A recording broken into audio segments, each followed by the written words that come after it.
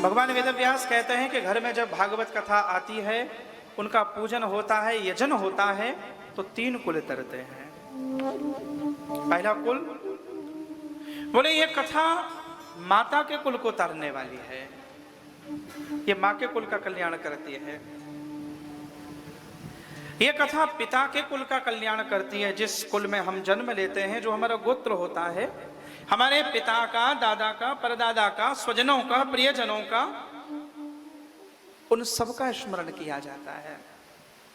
और तीसरी बात है भार्याया, घर में कथा होती है तो ये पत्नी के भी कुल को तारने वाली है।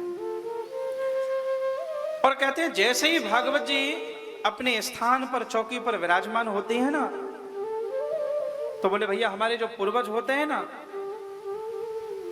किसी अधोगति के कारण, किसी प्रारब्ध कर्म के कारण, किसी दोष के कारण, किसी कर्म दंड के कारण वो किसी लोक में अगर कष्ट पा रहे हो ना, तो कहते हैं जैसे ही भागवत जी विराजमान होती है वो उसी समय खड़े हो जाते हैं। और भागवत जी कहती है खड़े होकर यमदूतों को ताल ठोकने लगते हैं।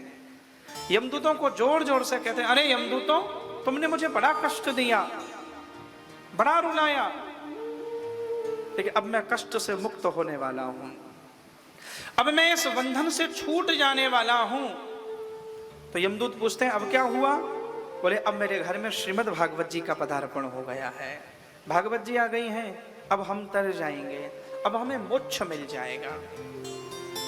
तो ये कथा सुनकर केवल हम नहीं तरेंगे, बोले भैया ये कथा तो हमारे पूर्वजों को भी तारने वाली है।